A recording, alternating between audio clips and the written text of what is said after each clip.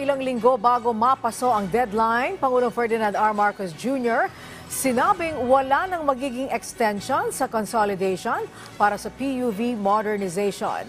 Ang kabuang detalye sa sentro ng balita ni Karen Villanda. Yes, Karen. Yes, Angelic, tama ka dyan doon. Nagdesisyon na si Pangulong Ferdinand R. Marcos Jr. na ituloy na ang deadline para sa consolidation ng mga operator para sa PUV Modernization Program sa December 31. Ito'y matapos ang pagpupulong sa Malacanang kasama ang mga transport officials. Hindi na ito bibigyan ng extension dahil sa kasalukuyan ay nasa 70% na ang mga operator ang nakasunod sa consolidation.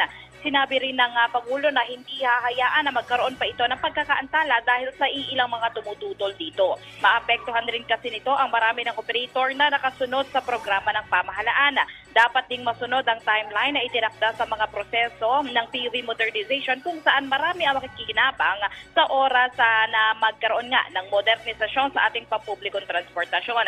Samantala, Angelic, mabanggit ko na lang din, kaninang umaga, 1,000 mga operator na kabilang sa kooperatiba ang nagsagawa ng Walk for a Cause patungong Medjola para suportahan ang PUV modernization sa pangunguna ng United Transport Consolidated Entities of the Philippines.